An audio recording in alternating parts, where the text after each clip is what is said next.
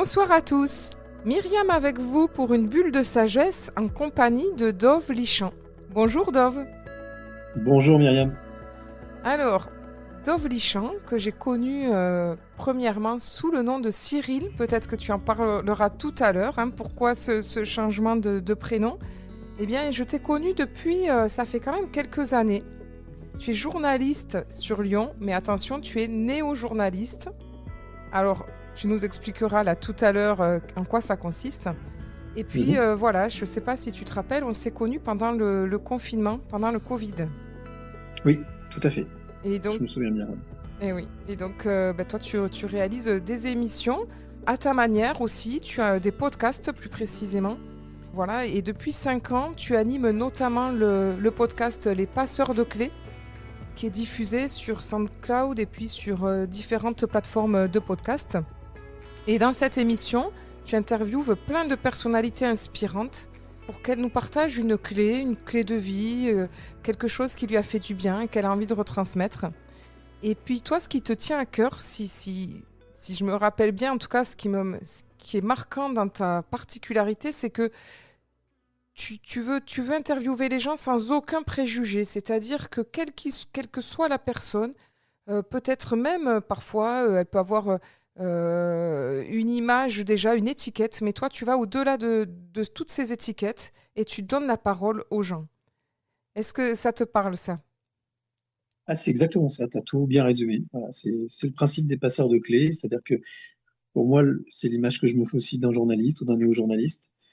C'est quelqu'un qui est un aventure explorateur de l'âme, qui va rencontrer des femmes, des hommes qui acceptent de partager leur parcours de vie, leurs expériences, ce qu'ils en ont tiré, donc des fameuses clés, des clés de vie, et de les transmettre, puisque j'ai pour habitude de dire qu'on est, on vit, on meurt, on est de passage sur cette planète et que si on transmet pas, en tous les cas, c'est ce que j'avais découvert lors de l'écriture d'un deuxième livre que j'avais écrit qui s'appelle À quoi je sers sur la réussite personnelle. Et je m'étais rendu compte que les 15 femmes et hommes que j'avais interviewés, connus ou pas, toutes ces personnes m'avaient donné exactement la même clé de la réussite personnelle, qui était cette clé de la transmission positive. Donc je pense qu'en fait, quand j'avais réécouté ces 15 interviews que j'avais fait en 2015, euh, je m'étais effondré en larmes parce que je m'étais rendu compte 5 ans plus tard qu'au final, ces gens-là m'avaient donné une clé magnifique, qui était cette notion de la transmission positive. Donc, c'était un soulagement parce que je me suis dit, OK, à quoi je sers? Ben, on sert tous à la même chose. Donc, notamment, moi, je sers à ça, à la transmission. Et c'est la vraie question, c'est comment le faire. Et par la suite, j'ai découvert que quand j'ai fait l'interview d'Irène Grosjean en novembre 2020, elle m'a apporté une deuxième clé avec la notion de l'enfance. C'est-à-dire qu'en fait, cette clé, cette comment le faire, eh bien, c'est dans l'enfance que tout se passe, entre 0 et 7 ans, puisque l'enfant arrive, comme elle le dit, comme elle le disait, pur, c'est-à-dire il arrive, il n'est pas encore, il n'a pas d'ego, parce que la prise de conscience de l'être, c'est à peu près 8 ans, l'indépendance. Et donc, en fait, entre 0 et 7 ans, ben, l'enfant fait, il fait avec ce qu'il a dîné, en fait. Et c'est là que se trouve ce comment faire. Voilà. Et c'est ça Ouais. qui est juste magique. Ok. Oui, effectivement, une petite parenthèse sur Irène Grosjean, j'ai vu que tu as fait un très bel hommage récemment sur les réseaux sociaux. Et je me disais comme quoi finalement quand on rend hommage à quelqu'un, quand on lui laisse la parole, quand on transmet ce qui est positif, ça change le regard de tout le monde. Donc c'est très important ce que tu fais. Alors un néo-journaliste, c'est aussi un journaliste qui est indépendant et ça tu y tiens aussi vraiment énormément. C'est des discussions que nous avons eues tous les deux. Tu tiens au journalisme qui ne soit lié à, bien sûr, aucun sponsor, aucune influence, en fait, pour garder toute ta liberté. C'est pour ça que j'emploie on va dire, l'image de l'aventure explorateur. Un aventure explorateur, c'est quelqu'un qui est indépendant, qui va vivre des choses, alors qui adore, en revenant, partager ce qu'il a vécu. Et pour moi, aujourd'hui, avec le recul et après 25 ans de pratique du métier, 20 ans de pratique du métier de journaliste, et depuis maintenant un petit peu plus de, même pas, oui, 10 ans à peu près, puisque j'étais indépendant depuis 2014, je me suis rendu compte qu'au final, ce métier a perdu cette flamme de l'indépendance, d'être indépendant, de faire des choses, et puis de pas faire des choses dans l'intérêt, mais faire des choses par intention. C'est-à-dire, je suis curieux, j'ai envie de savoir, et puis je me doute que des personnes se posent la même question, se disent, tiens, qui il est, que fait-il, pourquoi est-ce qu'il fait ce qu'il fait, et puis qui est vraiment cette personne, enfin, ou cet événement, enfin voilà, ou ce lieu. Donc c'est quelque chose qui est, ouais, l'indépendance, c'est quelque chose qui me semble important, même crucial, vital, pour garder cette flamme, cette curiosité, qu'elle soit, on va dire, exempte d'intérêt, d'argent, de profit, voilà. Ouais. Donc je sais qu'aujourd'hui, dans les grands médias, c'est compliqué parce qu'ils ont un modèle économique, il faut qu'ils le respectent. C'est pour ça que j'ai préféré faire un pas de côté, quitter France Télévisions où j'étais depuis 15 ans, donc en 2014, et de me lancer dans le grand bain, dans cette aventure qui est l'aventure, la grande aventure de je saute dans le vide, et voilà, je suis indépendant. Alors, Mm. la liberté a un coût, Ouais, il bah faut oui. assumer ce coût, Oui. voilà. Mais une fois qu'on l'a assumé, en fait, c'est comme un sans parachute, je pense. Voilà, on a peur, et puis une fois qu'on est dedans, ben, on est dedans, et ça apporte tellement, enfin, tellement de choses. Enfin, je pense que tu dois le savoir aussi, tu dois le ressentir avec toutes ces interviews, belles interviews que tu fais. Voilà, c'est un enrichissement immatériel qui est euh, inestimable, Oui. et surtout qu'on ne peut pas t'enlever. C'est une richesse qu'on ne peut pas t'enlever. C'est Idriss Aberkan qui parle de le partage de la richesse immatérielle, d'un bien immatériel, se multiplie, alors que si tu partages un bien matériel, il se divise. Voilà, forcément.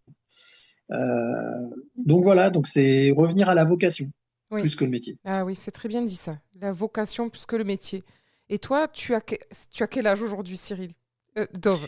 Eh ben, écoute, alors, on va préciser que nous sommes le 25 août, c'est Oui. important, Oui. et que donc, demain, 26 août, j'aurai 54 ans. Voilà. Ah ouais, d'accord. Demain, je passe en Meurthe-et-Moselle, département de Ah 54. oui. Donc, tu préfères, voilà, il y a aussi peut-être, oui, l'âge, les expériences, la vie personnelle, professionnelle.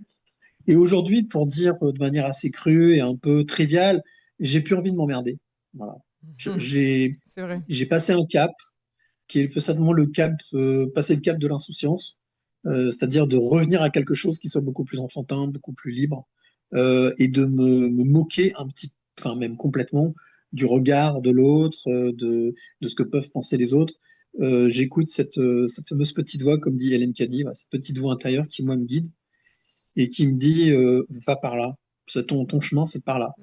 Voilà. Donc, j'ai pour habitude de dire que depuis 6 ans, puisque c'est en 2019 que ma bascule a vraiment eu lieu, où j'ai écrit mon premier livre, ensuite où j'ai lancé Les Passeurs de Clés en février 2020. Enfin voilà, la bascule a vraiment été en 2019, mai, juillet 2019. Et donc, j'ai vraiment basculé en spiritualité à ce moment-là, vraiment. Mais est-ce que Euh, que je- on va peut-être en parler tout à l'heure. Oui, Tu bien nous sûr, diras qu'est-ce qui a causé cette bascule. Mais juste, je voulais bien sûr. revenir sur en fait tes années de journaliste. Tu étais, pour bien comprendre ton parcours en tant que journaliste, tu as toujours été dans les radios ou tu as été aussi dans la presse Alors, non, non, alors j'ai commencé par la radio dans le groupe Énergie en 98. J'ai vécu cette magnifique année de 98 avec la Coupe du Monde, avec toutes ces choses-là. Et puis, sur Énergie. mon contrat, voilà, Ah oui. Énergie, la radio Énergie nationale. J'étais à Paris, rue Boileau au siège. Donc, je travaillais pour Énergie pour Chéri FM. J'étais reporter, j'allais sur le terrain, je faisais des interviews. Donc, ça a été une expérience, une année magnifique, très compliquée, très difficile, où j'ai appris énormément, tant humainement que professionnellement. Et puis, ça s'est arrêté en octobre de 98. Donc, j'ai eu une traversée du désert entre octobre 98 et mars 99.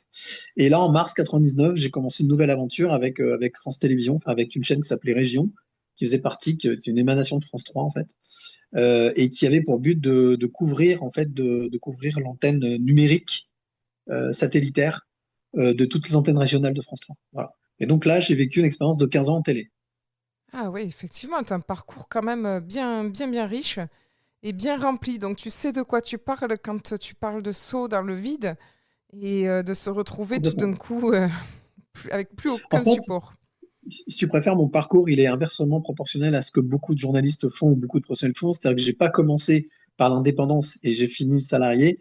Moi, j'ai fait l'inverse. J'ai été salarié pendant 15, 16 ans, 17 ans.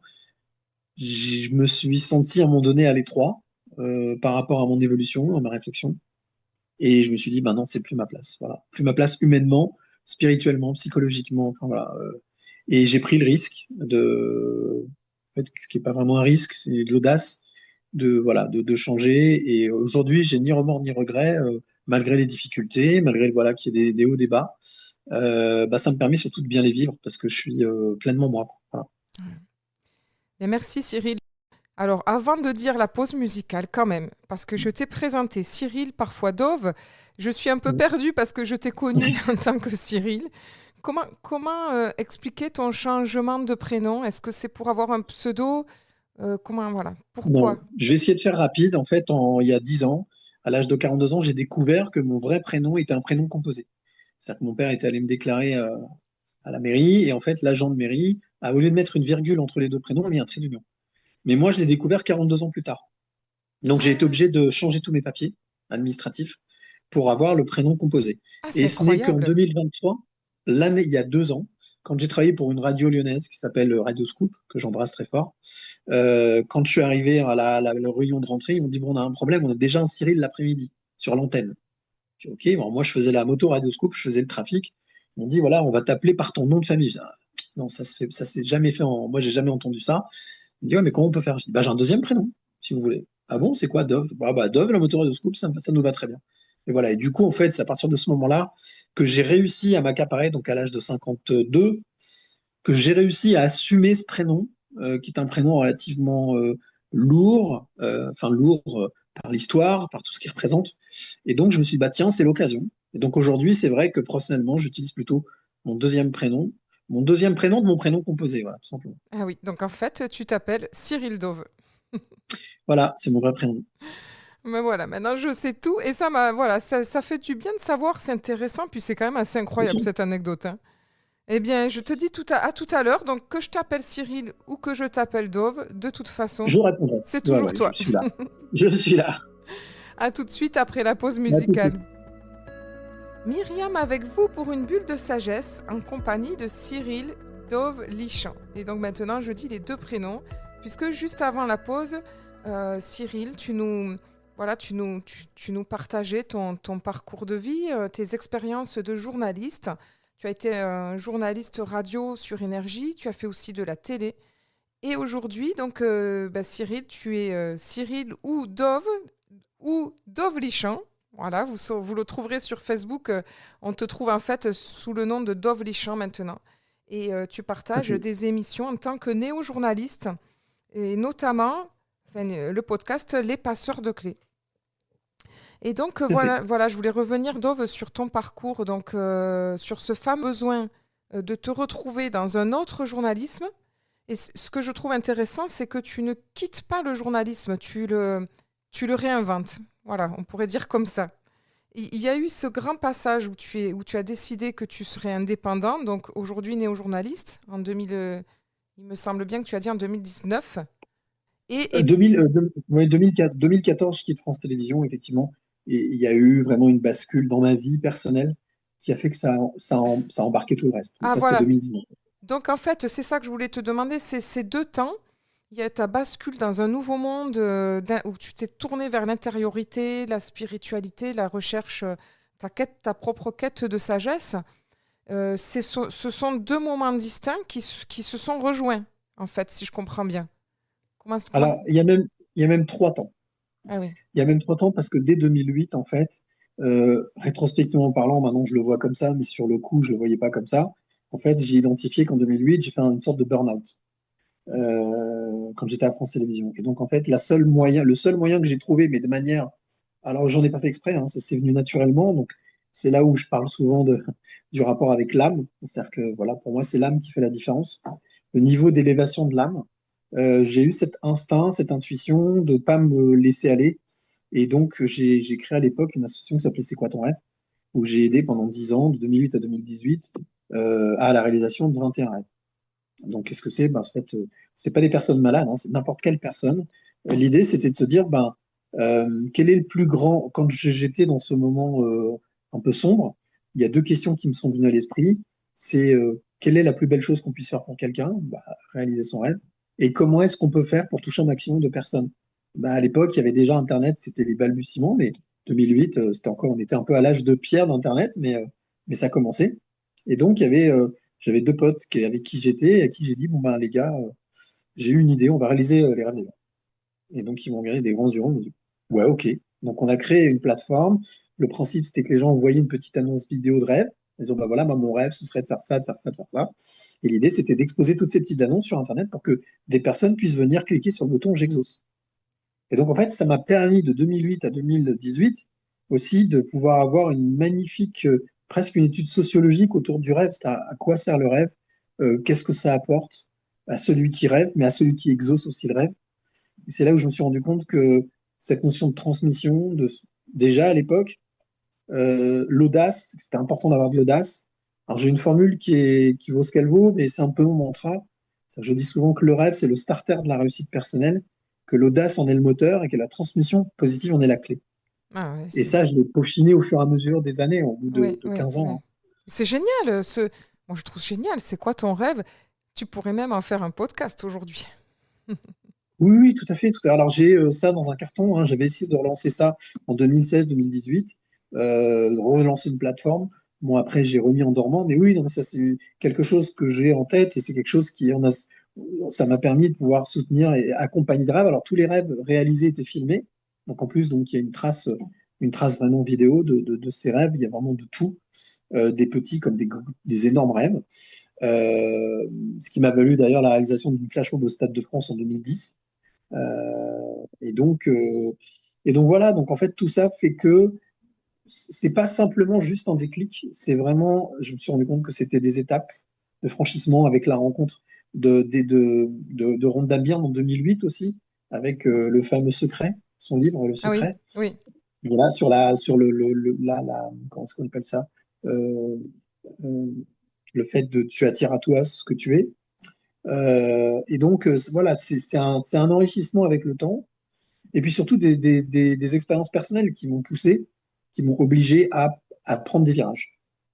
Et c'est ce qui m'a amené en spiritualité, en fait. Alors, quand je parle de spiritualité, je parle pas de religion, je parle même pas de spiritualité telle qu'on peut l'entendre aujourd'hui avec des coachs, des thérapeutes, et voilà. Non, c'est vraiment la spiritualité pour moi, c'est quelque chose d'ultra personnel, qu'on travaille comme on l'entend, c'est plus un équilibre avec soi-même. Voilà. C'est se retrouver avec soi et d'être dans une verticalité parfaite pour pouvoir avancer. Alors, on est obligé toujours de rééquilibrer un tout petit peu, hein, parce que la vie nous amène des fois sur des chemins un petit peu chaotiques, mais voilà, mais c'est vraiment de retrouver cet alignement et cette élévation.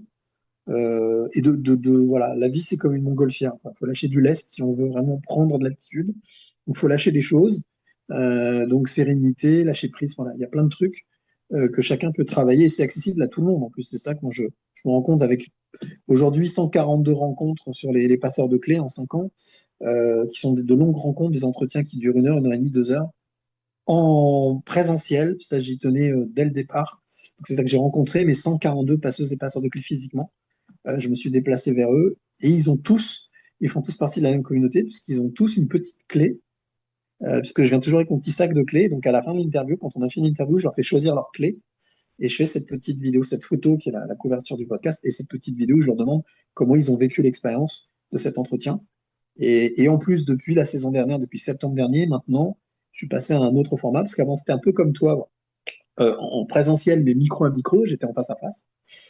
Et depuis septembre dernier, maintenant, je suis en immersif, c'est-à-dire que j'équipe mon invité d'un petit micro, Bluetooth, moi j'ai un micro dans la main, et en fait, on se balade. Voilà. On se balade dans un endroit qu'il a choisi. Et donc, les rencontres maintenant qui se font dans ce podcast sont physiques. L'artiste qui vient, qui entreprend, qui interprète un morceau, on le rencontre physiquement. La question d'invité surprise, une personne, on rencontre généralement quelqu'un physiquement. Voilà. Donc, pour moi, c'est très, très important aussi cette notion de Proximité, lien, le de lien. proximité, de lien humain. Voilà. Oui. Ouais, quand on peut, c'est vrai que quand on peut, c'est sûr que ça n'a rien à voir. Mais tu as vraiment de très belles idées. Et il y a aussi depuis un an ce direct que tu fais en live, donc sur Facebook. On est là pour ça. Et donc là, tu regroupes 3, 4, 5 invités parfois, plus un musicien en studio. Mhm. Les musiciens en studio, enfin, tu vas nous expliquer comment ça se passe. Mais Ouais, bien sûr. tous les lundis à 22 h pendant l'année scolaire, en fait. ça a un succès de plus en plus, un succès croissant, on va dire. Alors, j'ai commencé le 4 novembre dernier et donc j'ai arrêté le 30 juin pour la première saison. Alors, je me suis rendu compte que c'était un long marathon, que c'était relativement chronophage, que ça prenait beaucoup de temps. Mm. Alors, je tiens à préciser aussi que tout ce que je fais, tous ces contenus que je produis, je ne gagne pas d'argent avec. Ouais. Ça fait partie aussi de ma philosophie, c'est-à-dire j'ai pas de sponsor, j'ai pas de partenaire, et j'ai pas de choses qui pourraient un peu, j'allais dire, pas ternir, mais parasiter un petit peu le contenu. Et donc, ce qui fait que ça me demande aussi beaucoup de temps. Et donc, je me suis rendu compte pour la première saison, oui, alors c'est plus de 250 invités, 75 thématiques abordées, c'est quasiment presque 30 artistes qui ont joué le jeu, qui sont venus, pour la plupart en présentiel, en studio. J'ai donc Maxime Balouza qui m'a prêté son studio de l'agence Continence pendant presque un an, pendant 8 mois. C'est une aventure magnifique que je souhaite renouveler, mais peut-être autrement. Donc là, je me donne jusqu'au mois d'octobre Ah voilà, ouais. pour peaufiner un peu tout ça. Ce sera plus tous les lundis parce que justement, c'était chronophage.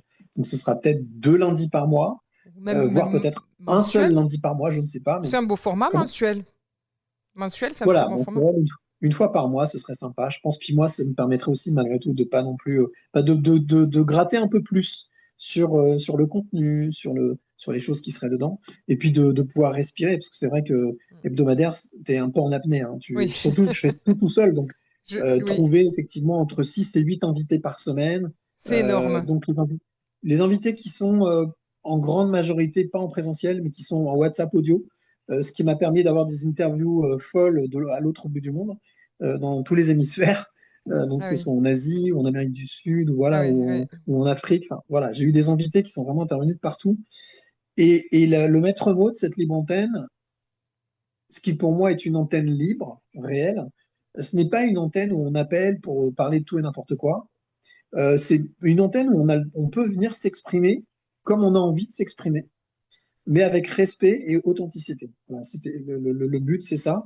Donc, avec des témoignages, principalement que des témoignages, avec notamment ce que j'avais appelé l'invité de la semaine, voilà, l'invité clé de la semaine, où là, c'était un long entretien qui dure 20-25 minutes, avec des témoignages souvent de gens qui ont écrit des bouquins, des livres, sont à l'origine d'un événement, ce qui m'a permis d'avoir, par exemple, Pascal Bataille, d'avoir aussi Florence Belkacem, d'avoir des personnalités qui ont une aura, qui ont un public, mais aussi d'avoir des personnes qui ne sont pas du tout connues et qui font des choses extraordinaires.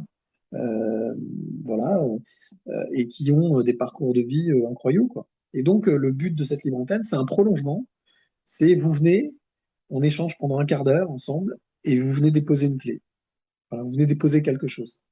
Donc moi, j'ai vraiment cette obsession, obsession, le mot est peut-être fort, mais cet objectif permanent d'être dans ce fil rouge qui est la clé, la transmission de clé de vie. Voilà. Merci Cyril. Je te propose une deuxième pause musicale et nous Oui, allons nous retrouver tout de suite après pour la suite de ton parcours. Myriam avec vous pour une bulle de sagesse en compagnie de Cyril Lichamp, Cyril Dove Lichamp, et plus exactement Dove Lichamp sur les plateformes Facebook. Voilà. Pour savoir pourquoi ce double prénom, bah, vous réécouterez l'émission. Et voilà, Dove Lichamp nous l'explique en première partie d'émission. Alors donc, bah, on a parlé de ton parcours, de ta quête personnelle, de ton grand saut, parce que dans le vide du journaliste indépendant, c'est vraiment différent, tu vas nous en parler là tout de suite, tu es néo-journaliste.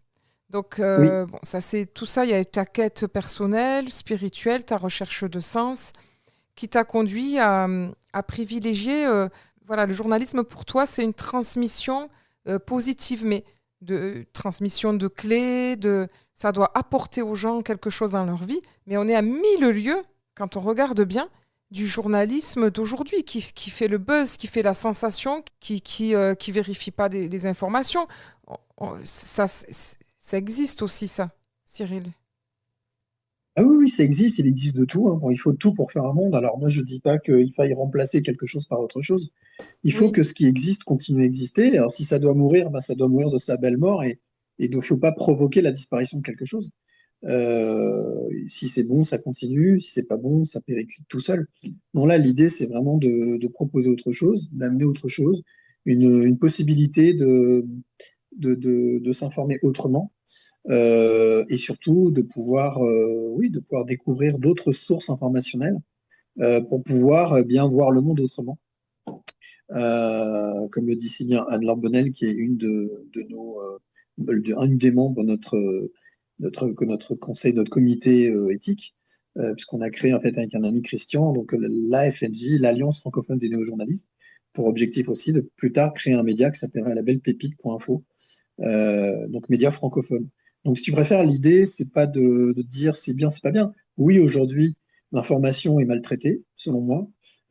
Pourquoi? Parce que, comme je le disais tout à l'heure, il y a un modèle économique, hein, une obligation économique, et que, à un moment donné, il y a on va dire, une locomotive qui s'est mise en route et qui allait de plus en plus vite. Et aujourd'hui, on te dit que l'information, c'est l'actualité, c'est l'information, alors que l'actualité, c'est 15% de l'information. Donc, à un moment donné, il faut resituer les choses, remettre les choses à leur Ça, c'est place. important ce que tu L'information, dis. 15% de l'information, c'est l'actualité des journaux télévisés. Ouais.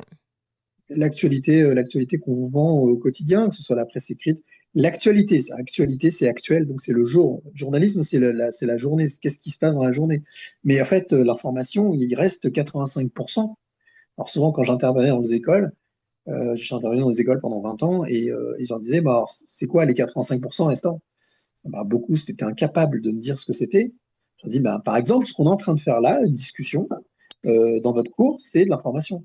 Lire un livre, c'est de l'information. Parler avec un pote, c'est de l'information. Un film, c'est de l'information. Voilà, tout est information. En fait, on baigne dans une société informationnelle. Et donc, le but, c'est de se dire, tiens, dans cette information, dans ce magma d'information, qu'est-ce qui va répondre aux fameux trois tamis de Socrate? C'est-à-dire, est-ce que l'information est juste, c'est-à-dire bonne? Enfin, juste, elle est vraie, elle est réelle? Est-ce qu'elle est juste? Est-ce qu'elle est bonne? Est-ce qu'elle est utile? Voilà les trois tamis de Socrate. Et nous, c'est ce qu'on a repris dans la déontologie justement du néo-journalisme. Parler de quelque chose simplement parce que pour faire sensation, pour faire de l'audimat, c'est pas une information, c'est dans ce qu'on appelle de l'infotainment, ça, de l'information spectacle. Euh, et donc dans l'objectif de consommer, bien entendu. Mais une information ne se consomme pas, une information se traite, se partage, et ensuite, normalement, l'objectif, ce n'est pas d'influencer l'autre. Donc c'est pour ça que généralement, moi, j'ai pour habitude de dire qu'un éditorialiste ou un critique est déjà plus journaliste, puisqu'il donne son avis. Mais l'idée, c'est d'avoir la chance de pouvoir aller chercher des choses, des clés et des informations, pour pouvoir ensuite les mettre sur la table et dire à l'autre, donc l'auditeur, le spectateur, le lecteur, voilà, maintenant tu as ça, ben, fais-toi ton avis. Alors, du coup, avec ce très beau projet, le futur média Label Pépite, je pense qu'il va regrouper différents néo-journalistes, si j'ai bien Exact. compris. Alors, est-ce que tu peux nous résumer, pour toi, qu'est-ce que c'est qu'un néo-journaliste? Ben, un néo-journaliste, c'est une femme ou un homme qui produit du contenu, mais qui n'est pas journaliste, et qui pourtant a la légitimité de produire et de partager ce contenu. Donc, par exemple, ça peut être un youtubeur, ça peut être un podcasteur, ça peut être Ça peut quelqu'un être, qui a un blog. ça peut être Voilà, moi. donc c'est quelqu'un qu'on identifie avec huit qualités qu'on a, on va dire, scorées, qu'on a mis donc, dans une espèce de tableau. Et on s'est dit, voilà, à chaque fois qu'on va s'entretenir avec une personne qui potentiellement produit du contenu et qui peut être néo-journaliste, bah, quand on va faire un entretien avec lui, donc un comité de validation, généralement en visio, bah, on va voir s'il remplit toutes les cases, ou en tout cas une grande majorité des cases. Au moins 6 cases sur 8. Et donc s'il les remplit, ben, on estime qu'effectivement il a sa place en tant que néo-journaliste. Alors c'est important aussi, on a un modèle économique non financier, bien entendu, pour sortir du cadre, comme le disait Einstein, la folie, c'est de faire toujours la même chose, s'attendant à un résultat différent. Donc là, on a un modèle économique, l'objectif, c'est d'avoir un modèle économique non financier. Donc ça veut dire quoi? Ça veut dire que, a priori, ces personnes, soit elles le font, elles produisent du contenu, elles gagnent déjà de l'argent avec d'une certaine manière, ou soit elles le font pour leur plaisir. Donc, ça nous va très très bien. Et l'idée aussi, c'est de se dire, il y a quand même malgré tout une limite au système, c'est-à-dire que si par exemple quelqu'un gagne de l'argent avec son contenu, on aura quand même un regard sur comment, enfin, d'où vient cet argent. Si par exemple, tu as quelqu'un qui me fait un podcast ou un contenu sur l'environnement, qui défend l'environnement, et derrière c'est Total Energy qui est sponsor, bon, il n'y a pas de problème, hein. Moi, voilà, chacun a le droit de faire ce qu'il veut, mais pour nous, c'est antinomique avec la notion de néo-journaliste, avec cette vocation. Voilà. Donc, une fois qu'on a identifié, une fois qu'on a validé, ben, libre à la personne, elle, de dire oui, je suis d'accord, vous pouvez me labelliser NJ, néo-journaliste, ou pas. Et c'est totalement gratuit, c'est-à-dire qu'on ne demande pas d'argent à la personne comme une cotisation ou quelque chose. Voilà. C'est complètement libre. On lui dit, bah, écoute, est-ce que tu acceptes de rentrer dans la communauté des néo-journalistes? Si oui, eh bien, tu feras partie de cette communauté et des néo-journalistes qu'on mettra en avant sur cette fameuse plateforme, sur ce média, et à qui peut-être qu'on viendra solliciter pour créer du contenu propre en fonction de thématiques, en fonction de dossiers. Et là, pour le coup, on peut imaginer quelque chose qui soit de l'ordre de la bourse ou de la gratification, mais pas de salaire, pas de rémunération. C'est quelque chose qui reste vraiment, c'est pour ça que je dis modèle économique non financier. Donc pourquoi pas un partenariat avec un moyen de transport, voilà, pour aider au déplacement. Enfin, l'idée, c'est vraiment de rester sur quelque chose qui soit de la vocation, vraiment Mhm. de la vocation. Très intéressant, vraiment, ouais. C'est un super concept. Donc l'idée, c'est vraiment aussi de cultiver cette notion d'indépendance, hein, parce que pour être indépendant, il faut être exempt de n'importe quelle pression, qu'elle soit financière, politique, enfin, politique, économique, philosophique, culturelle. Enfin, et donc l'idée, c'est de Politique. dire non, comment? Politique. Ah oui, oui, politique, ouais, bien sûr. Donc là, l'idée, c'est de se dire, bah non, moi, je produis mon contenu parce que j'ai envie de transmettre, Oui, de cette envie de oui, transmission positive. Et donc voilà, donc l'idée, c'est pas de partir en guerre contre, non, c'est de rajouter, de proposer une option, oui, ce que j'appelle vraiment voilà, une alternative informationnelle, oui. et de le faire d'une autre manière. Oui, on pourrait l'appeler presque journalisme alternatif, effectivement. Mais bon, c'est pas le tien. Toi, c'est néo-journaliste. Oui, parce qu'en fait, si tu préfères journalisme alternatif, ça veut dire que c'est quand même journaliste. Tu vois ce que je veux dire? Oui, Et là, bon, bah voilà, souvent, dans chaque profession, hein, il y a des égos un petit peu exacerbés, il y a des volontés aussi, entre guillemets, de défendre une caste ou une communauté, chose que je comprends très bien, il n'y a pas de souci, hein. Donc c'est pour ça que l'idée, c'était vraiment de dire, voilà, c'est un nouveau journalisme, une nouvelle manière de traiter l'information. eh bien, merci en tout cas, Cyril. Je pense que nous arrivons à la fin de cette émission. Est-ce que tu aurais envie de... Si tu avais par exemple une information encore à nous donner sur ton actualité, est-ce qu'il reste quelque chose? Je pense à une idée que tu as eue. Alors, je ne sais pas si tu veux en parler sur Twitter.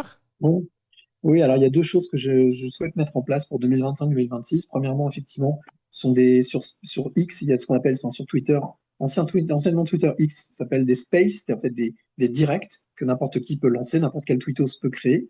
Et donc après m'être baladé pendant 4-5 mois voilà, en auditeur, mais aussi en témoignant, en participant, j'ai appréhendé un petit peu l'outil et je me suis dit, tiens, les passeurs de clés pourraient avoir leur place avec peut-être un rendez-vous hebdomadaire, là pour le coup. Et donc là, effectivement, j'ai créé un compte qui s'appelle les Spacers de clés. Et donc, on va, une fois par semaine, avec un de mes contacts, Twittos, qui s'appelle Carmine, on va co-animer ces 2 heures de direct où on va tout simplement accueillir le quart d'heure d'Andy Warhol, voilà, tous les 10 minutes, un quart d'heure, quelqu'un qui sera d'accord pour parler, transmettre une clé de vie qui lui semble importante et d'où vient cette clé. Voilà, donc on est dans cette transmission. Et puis, la deuxième chose que je suis en train de monter, c'est une adaptation scénique des passeurs de clés Ah, une super. fois par mois. Voilà, d'essayer de lancer ça en janvier 2026. Et donc, l'idée, c'est vraiment d'adapter, non pas avec une personne, mais 2 personnes sur scène, qui me fassent totalement confiance parmi ceux que j'aurais déjà interviewés, bien entendu, et d'aller piocher comme ça parmi 2 passeuses et passeurs de clés, de leur dire, bah, viens, je t'invite sur une scène, fais-moi confiance, un peu comme un TEDx, sauf que tu seras tout seul avec un autre passeur, une autre passeuse sur scène, et que moi, je ne serai pas là. Ce sera juste ma voix qui vous guidera. Et donc, pour le public présent aussi, ce sera une voix qui parlera, un peu comme Pascal Clark en aparté, souvent ça Oui, parle. oui. Voilà. Donc, un peu dans ce format, mais plutôt scénique. Et donc, on est dans un mode amicalement vôtre, c'est-à-dire entrecroiser 2 parcours de vie. Et pour se rendre compte qu'au final, même si ces 2 personnes sont totalement opposées, voilà, d'un côté comme de l'autre, bah, en fait, elles ont des points communs et des choses à transmettre. Voilà. Ah, bah, super, tu as toujours des nouvelles idées, des nouveaux projets. En tout cas, moi, je serai au rendez-vous et on attend, j'invite les auditeurs à pister un peu tes nouvelles idées. Donc, bah, pour te retrouver déjà sur Facebook, Dove Lichamp, et vous abonner. Vous pouvez vous abonner aussi à sa chaîne, Les Passeurs de Clés déjà. Puis Tout à ensuite, fait. eh ben, tu annonceras tout ça, j'imagine, sur les réseaux. Oui, petit à petit, tranquillement. Alors, un petit mot de la fin, Cyril. Un petit mot à la fin, c'est toujours très compliqué, mais je dirais, c'est dans l'ombre qu'on reste libre. Ne cherchez pas la lumière. C'est là où vous pouvez faire un maximum de choses. Ouais, Et j'adore. voilà, je dirais que la plus Ouais. grosse bêtise dans la vie, c'est de ne jamais en faire. Donc faites des bêtises, ayez des expériences, vivez des choses, et dites-vous que tout est parfait. Voilà, il y a toujours Dans le négatif, c'est du positif déguisé. Ça, elle n'est pas de moi. Elle est de Nicolas Échamp, qui est astrologue, et je trouve que cette formule est magnifique. C'est-à-dire que même quand il vous arrive des choses, comme moi là aujourd'hui, quand vous arrive des choses un petit peu compliquées ou des épreuves, ben, allez chercher derrière quelque chose. C'est certainement pour vous montrer une porte, vous dire là, ça y est, t'es arrivé au maximum. Va Ouais, voir ailleurs, il y a autre chose qui se passe. ouais, Voilà, ouais. donc voilà, donc il faut être ouvert, voilà, tout Ouais. simplement.